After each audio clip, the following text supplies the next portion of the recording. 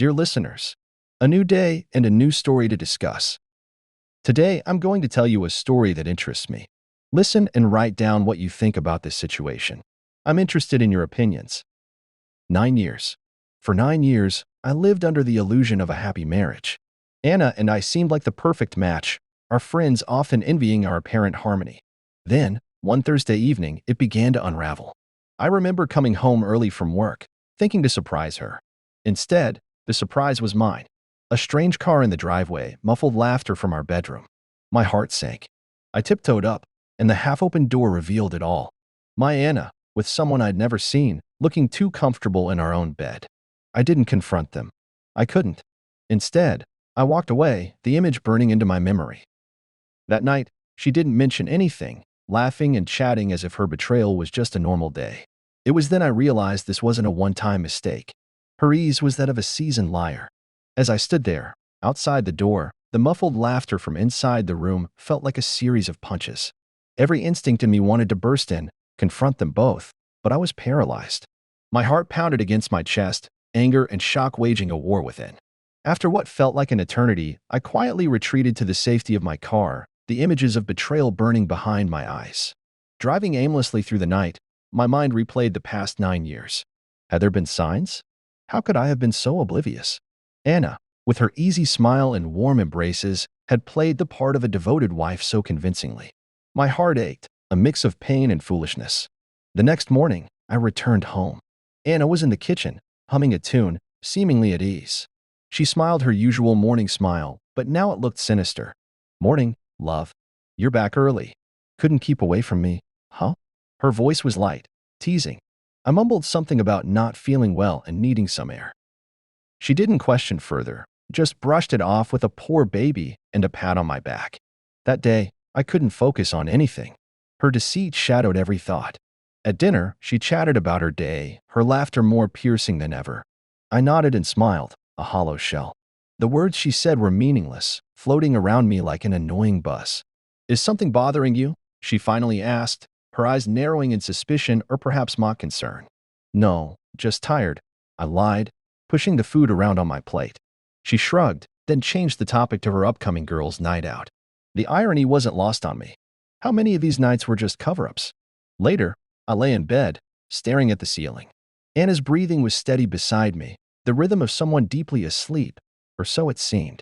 I quietly slipped out of bed and went to the living room. There, in the dim light, I opened her laptop. It required a password. I tried her birthday, our anniversary. Nothing worked. Then, on a hunch, I typed in the name of her favorite childhood pet. It opened. My heart raced as I clicked through her emails and social media. Messages, upon messages, all cunningly coded. But now, seeing through the lens of betrayal, the hints of infidelity were glaring. An hour later, I stumbled upon a folder cryptically named Work Stuff. It was anything but. Inside were photos, dates, flirtatious exchanges with multiple men. My breath hitched in my throat. Each file I opened unraveled more of the life I thought I knew, more lies, more laughter at my expense. I was so engrossed that I didn't hear her until it was too late. "What are you doing?" Her voice was sharp, like a splash of ice water. I froze, caught in the act, unable to speak. She walked over, her eyes darting to the screen. A flicker of something crossed her face, fear, anger, or perhaps both. But it was quickly replaced by that familiar, chilling laughter. "Oh, darling, you weren't supposed to see all that," she said coolly, her hand lightly touching my shoulder, a gesture once comforting, now repulsive. "You. How could you?" was all I could manage, my voice a mere whisper. Her face hardened. "Life's boring without a little fun, don't you think?" she retorted, the venom in her words unmistakable. A mix of emotions stormed through me. I wanted to yell, cry, escape. Instead, I sat motionless, trying to process the depth of her betrayal. She looked at me one more time, that mocking laughter still lingering, and then turned to leave the room. Her parting words were a dagger. "Sleep tight. Don't let the bedbugs bite, dear." The night was long and torturous. Every scenario played out in my mind. Questions without answers, emotions without solace. I realized then, the woman I had loved, trusted, and built a life with, was a stranger wearing the mask of a loving wife, laughing behind it for years at my expense. The following days were a blur of pretending and eavesdropping. I dove into her things when she was out: emails, messages, bank statements. The truth was there, in years of hidden conversations and receipts for gifts I never received. There were countless names, dates, places. The extent of her betrayal was staggering. Each discovery was a dagger. There was Rick, an old college friend, Paul from her office, and others whose names I didn't recognize. She'd been cheating since the early days of our marriage. I confronted her one evening, the evidence laid out. Her reaction was chilling. She laughed. "You knew what you were getting into when you married me," she said, her voice cold, distant. I didn't, though. I really didn't. The days that followed were a grim parade of discovery and disbelief. I'd wake up each morning hoping the previous days were just a terrible dream. But Anna's cold, distant demeanor each morning reminded me that the nightmare was, in fact, my reality. Each day, I dug deeper into her life. I became obsessed, needing to understand the breadth of her deception. While she was out, I'd sift through more of her things. Old phone bills, credit card statements, even her personal diary. Nothing was off limits in my quest for the truth. One evening, while she was supposedly at yoga class, I found a stash of letters hidden in the back of her closet, tucked inside a box of winter clothes. The letters were from different men, all speaking to a version of my wife I never knew. Each letter was like a jigsaw piece, fitting into the increasingly disturbing picture of her double life. They spoke of secret rendezvous, of passionate encounters, of promises to leave me. I sat there, on the floor, surrounded by the evidence of her infidelity, feeling a mix of anger, sorrow, and utter disbelief. How could the woman I loved, who I thought loved me, betray me so thoroughly? And why? What was I missing? Later, as I was putting the letters back, I noticed a small, hidden compartment in the box. Inside, there was a USB drive. Curiosity overtook me, and I rushed to my computer to see what it contained. The drive was filled with photos and videos, explicit, undeniable proof of her affairs. There was no more room for doubt, no more excuses I could make for her. But the biggest shock was yet to come. Among the files, I found a video dated back to our second anniversary. It was a party at our house, a seemingly happy memory.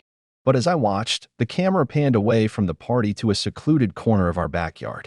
There, hidden from the rest of the guests, was Anna, intimately close with a man I recognized as my best friend, Jack.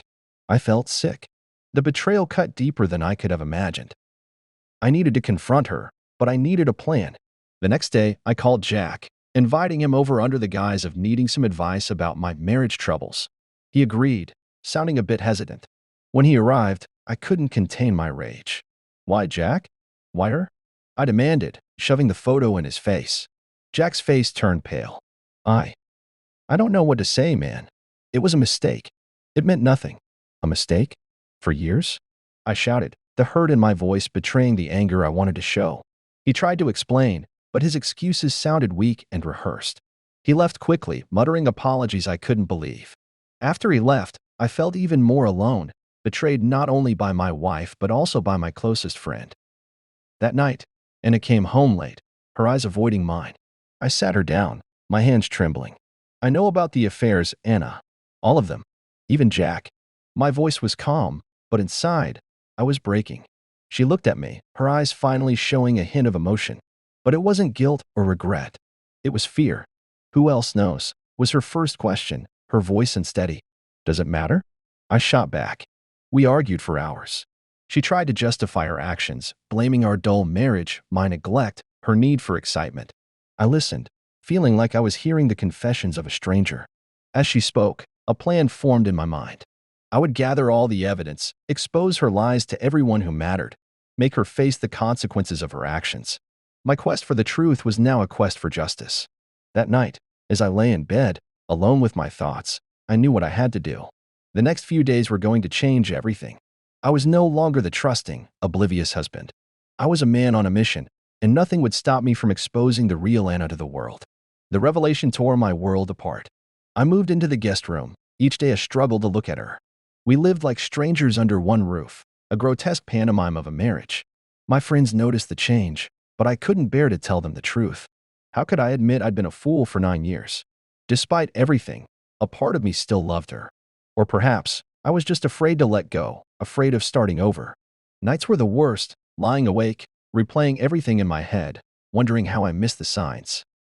Living with the truth of Anna's betrayals was like carrying a weight that kept getting heavier. Each day, we danced a twisted tango of normalcy, talking and acting like a mundane, everyday couple to the outside world. But inside our home, walls vibrated with the silent screams of my agony and her indifference. Despite the suffocating atmosphere, I had to keep up appearances, especially since I was piecing together my plan.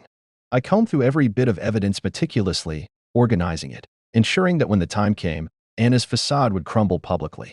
One night, while sorting through the emails, I stumbled upon something peculiar, a series of messages to an unknown email address that seemed odd. The content was cryptic, discussing meetings at unusual hours and large transfers of money. This wasn't just infidelity, something more sinister was at play. I decided to delve deeper. Hiring a private investigator seemed like the next logical step. I met with a guy named Ron, a retired police detective turned PI. With his connections and expertise, I hoped to uncover the full extent of Anna's deception. Ron worked quickly, uncovering a web of lies and deceit far more complex than I'd imagined. Anna wasn't just unfaithful, she was entangled in some illicit activities, including money laundering and possibly worse. I confronted her with these new findings, hoping to see some semblance of remorse or fear. "What are you playing at, Anna? Money laundering? What else are you hiding from me?" My voice was firm, my stance confrontational. Anna looked back at me, her expression unreadable. Then, slowly, a sardonic smile spread across her face. "You have no idea what you're meddling with, do you?" Her voice was eerily calm, a stark contrast to the storm brewing in her eyes. "Enlighten me, then. Because at this point, I can't possibly be more shocked," I retorted, although that wasn't entirely true. "You think you're the hero of this story, uncovering my wickedness. But you're just a pawn, darling. We're all pawns in a much larger game," she said cryptically. Her words sent a chill down my spine. A pawn? A larger game? What had I unwittingly become a part of? That night, sleep eluded me. Anna's enigmatic words echoed in my mind, intermingling with the images of her betrayal. I lay in bed, pondering over the Pandora's box I had opened. The next day, Ron called me with an urgent tone in his voice. "I've dug up something big, and it's not just about your wife. It's bigger than you can imagine, and it's dangerous. We need to meet," he said, sounding more serious than I'd ever heard him. We agreed to meet at a discreet location, a dingy coffee shop on the outskirts of town. Ron was already there when I arrived, his eyes scanning the surroundings with a trained paranoia. "What did you find?" I asked, my voice barely above a whisper. Ron leaned in, his eyes grave. "It's not just Anna. There's a whole network, connections with some powerful and dangerous people. She's deeply involved, more than just laundering money. I'm talking big. And now, you're on their radar too." My heart pounded against my chest. This was no longer just about a failing marriage and infidelity. It was bigger, more perilous. "We need to be careful. Very careful. They won't like that we're poking around," Ron warned. I nodded, the gravity of the situation sinking in. I was no longer fighting just to expose my wife's infidelity. I was entangled in a dangerous web that threatened much more than just my emotional well-being. Leaving the coffee shop, I felt the weight of 1,000 eyes watching. Paranoia gripped me, each passerby a potential threat. Anna's world, a world I had inadvertently stepped into, was closing in on me. I had to tread carefully, yet I was determined to uncover the entire truth, no matter how dangerous the path ahead seemed. Weeks turned into months. One night, I reached a breaking point. I couldn't bear the charade any longer. We had another confrontation, more intense this time. "Why?" I demanded, my voice shaking with anger and pain. Her laughter was sharp, cutting through the air. "Because I could. Because you were too blind to see. I needed excitement. And you were just predictable, safe." Her words stung, awakening a resolve I didn't know I had. That night, I decided it was over. I would start afresh, without her, without the lies. I deserved better. The feeling of being watched never left me in the days that followed my meeting with Ron. My life turned into a constant look-over-your-shoulder thriller, every shadow potentially harboring a threat linked to Anna's mysterious activities. I decided to confront Anna again, this time not as a betrayed husband, but as an adversary in whatever twisted game she was a part of. I waited for her one evening, sitting in the dark living room as she walked in, looking startled to find me there. "We need to talk, Anna. About everything. The money laundering, the network, the danger you've dragged into our lives," I said, my voice cold and steady. For the first time, I saw a flicker of concern in Anna's eyes. She sighed and sat down, maintaining a composed facade. "You're in over your head," she started slowly. "I got involved in something complicated. I thought I could handle it, keep it separate from our lives. But you couldn't, I interjected sharply. No, I couldn't, she admitted, her voice a mixture of regret and defiance. But you need to understand, it's not something I can just walk away from. These people, they're not forgiving. The conversation turned intense, with Anna revealing more about her involvement in a criminal network, her voice a mix of fear and resignation. She spoke of desperation, of being trapped in a web she wove around herself, initially lured by the excitement and money. The more she spoke, the more I realized the depth of the abyss she was in. And with her, I was at the edge too. It's too late for me, Anna said, a trace of sadness in her tone. But you can still get out of this. I pondered her words. Could I just walk away? Leave her to her fate? Despite everything, she was still the woman I had loved for years. It was then Ron's words came back to me. They won't like that we're poking around. The decision was wrenching. The path of justice and revenge I'd been on was fraught with danger, not just for me, but possibly for others I cared about. And there was still a part of me, however wounded, that cared for Anna. I met Ron the next day, my mind a turbulent sea of thoughts.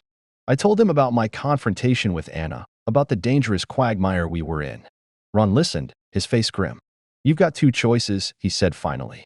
Walk away from this mess, try to rebuild your life. Or go down this rabbit hole, not knowing where it'll take you, risking everything. The decision loomed over me like a dark cloud. The initial desire for revenge had been replaced by a chilling realization of the stakes involved. Anna's words echoed in my head, mingling with Ron's stark warning. I walked the city streets aimlessly after leaving Ron, my mind racing. Could I turn my back on what Anna had become, on the danger she represented? Could I live with the weight of this truth, yet do nothing? As the city lights blurred around me, a decision began to form in the depths of my tormented thoughts. It was a decision that would change the course of my life, steering me into uncharted waters. But it was a decision that had to be made, for the sake of my own sanity and survival. That night, I lay awake, staring at the ceiling. The decision was clear in my mind, resolute and final. Tomorrow, I would set things in motion, one way or another. Whether it would lead to peace or further chaos, only time would tell. But I was ready to face the consequences of my choice. The dawn would mark the beginning of the end, or perhaps a new beginning. The divorce was messy and painful, but necessary. I sold the house, cutting as many ties with my old life as possible. Friends and family were supportive when they learned the truth. Some were shocked, others not so much. Starting over wasn't easy. There were days I missed the comfort of my old life, but I realized it was never real. I joined a gym, took up hobbies I'd forgotten, reconnected with old friends. Slowly, I rebuilt myself, stronger and more aware. As I write this, looking back, I feel a mix of sadness and relief. Sadness for the years lost, relief for escaping a loveless, deceitful relationship. Anna is a chapter closed, a harsh lesson learned. Now, I look forward to writing the next chapter of my life, one filled with truth, respect, and genuine love. My story isn't over. In many ways, it's just begun. The sun rose on a decision made, but a heart still conflicted. I sat at the kitchen table, the morning light casting long shadows across the room, echoing the darkness that lingered in my thoughts. Today, I'd act on my decision, a path that would irrevocably change everything. I was to meet Ron one last time to finalize my plan. Before I could leave, there was a sharp knock on the door. Hesitant, I approached, wondering if this was already a sign of the repercussions to come. Swinging the door open, I was met not with a threat, but with Detective Larson, a serious-looking man I'd met once during Ron's investigations. Good morning. May I come in? Larson's voice was firm, brooking no argument. I nodded, leading him to the living room. His eyes quickly took in the disheveled state of the house, a mirror to my inner turmoil. I'll get straight to the point, Larson began, pulling out a small notepad. We've been investigating a criminal network for months now. Your wife and the activities you've been uncovering with your private investigator have come to our attention. My heart raced. This was either a new lifeline or the noose tightening. I decided to face it, I replied, my voice steady despite the storm inside. I can't just stand back anymore. Larson nodded, his expression grave. We need your help. This goes deeper than just your wife's activities. We're talking about corruption, dangerous people in power. Your wife could be a key in bringing this down. The room spun slightly as the weight of his words sunk in. This was beyond anything I'd imagined. But a part of me felt a surge of purpose, a chance to turn this nightmare into something meaningful. I'll do it. I want to stop them, I said resolutely. Over the next few hours, Larson outlined their plan. It was risky, involving wearing a wire to gather evidence. I'd be walking straight into the lion's den, a direct confrontation with the network's higher-ups under the guise of discussing my wife's involvement and resolution. The day of the sting operation was a blur of nerves and anticipation. Larson and his team were hidden in proximity, ready to intervene. I entered the agreed-upon meeting location, a nondescript warehouse on the outskirts of the city. Inside, the atmosphere was thick with danger. I met with a group of individuals whose menacing demeanors belied their positions of power. My heart pounded as I started speaking, the wire hidden under my shirt capturing every word. The conversation was a dance on a razor's edge. I dropped hints about knowing more than I should, about wanting to negotiate my wife's and my safety. They circled around my words, their suspicion a tangible force. Then chaos erupted. Larson and his team burst in, shouting commands. The warehouse became a whirlwind of flashing lights and shouting, each second stretching into eternity. Amid the confusion, I caught a glimpse of Anna being led in handcuffs, her eyes meeting mine. There was fear, regret, maybe even a plea for forgiveness in that brief look. Hours later, as I sat in the relative safety of the police station, the enormity of what had transpired washed over me. We had managed to bring down a significant part of a criminal network, but at what cost? Anna's betrayal, the web of lies and corruption, and the harrowing sting operation left me drained, a hollow shell. As Larson thanked me, promising protection and a new start, I wondered if one could ever truly move on from such profound betrayal and upheaval.